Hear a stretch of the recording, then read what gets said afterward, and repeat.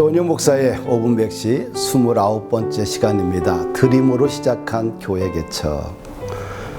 신학을 공부하기 전에는 하나님의 부르심이 중요했습니다. 주의 길을 향한 소명을 깨달은 후 신학대학원에 입학하면서 나는 어디서 무엇을 하며 사명을 감당할 것인가가 중요한 현실의 문제가 되었지요. 대학원 3년은 기대로 가득 찬 것보다 어떻게 3년이란 긴 시간을 의미있게 보낼 것인가가 나에게는 큰 숙제였습니다. 목회자로 기초적인 학업 과정은 마쳤습니다. 그런데 나는 어디서 어떤 사역을 하여야 할지 아무런 준비도 예비된 미래에 대한 설계도가 전혀 없었기에 막연한 두려움이 다가왔습니다. 어떤 사역을 새롭게 시작해야 하는가? 인생의 방향을 잡지 못하고 망망대해에서 표류하는 배처럼 허우적거리며 등대를 기다리고 있었습니다. 송구영신 예배 시간에 1년을 함께할 말씀을 선택하는 시간이 되었습니다. 시편 18편 19절 말씀을 뽑았습니다.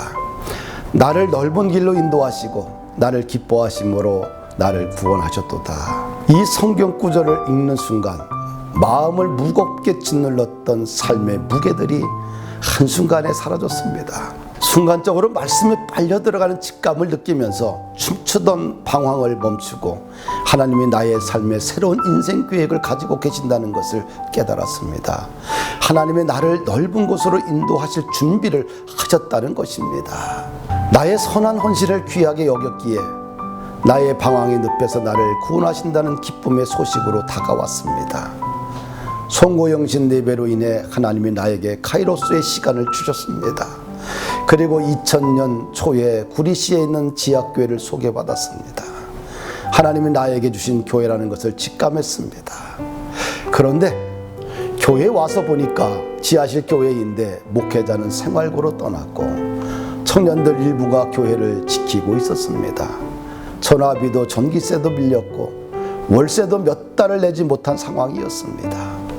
교회의 외적 기능 자체가 이미 무너진 교회였습니다. 처음에는 지하실이라는 것에 놀랐고 교회 내부가 인테리어가 전혀 되지 않는 것에 놀랐고 교회에 쓸만한 성구가 하나도 없는 것에 놀랐습니다.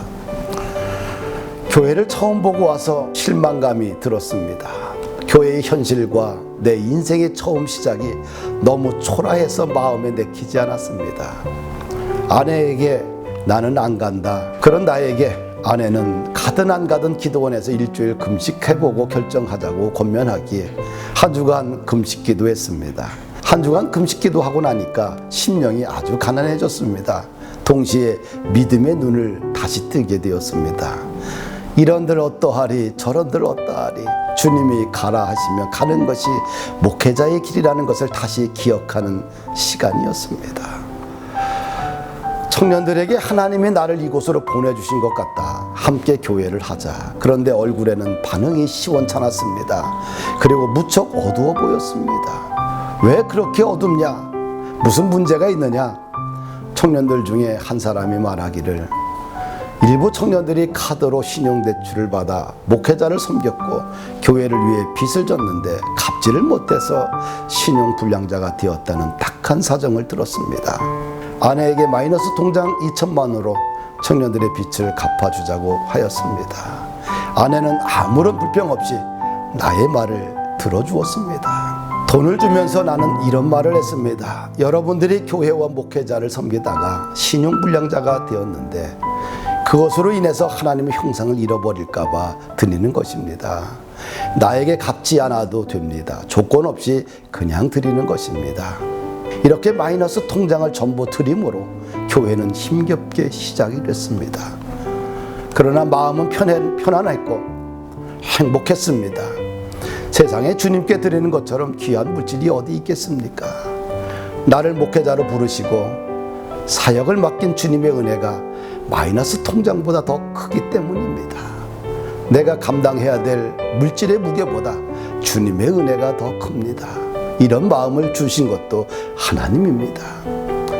지금까지 돈키호테 같은 나를 묵묵히 지켜보며 아무런 원망이나 이유나 불평을 하지 않고 늘 남편의 말을 따라준 아내의 믿음이 더 크기에 모든 선한 일이 막히지 않았습니다.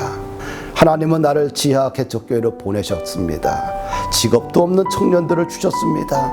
교회에 밀린 임대료도 주셨습니다. 또한 교회의 모든 운영과 가족의 기본적인 생활비를 스스로 해결해야 하는 교회를 주셨습니다. 공동체의 어둠과 고민을 주셨습니다. 이것이 나의 삶의 자리였습니다.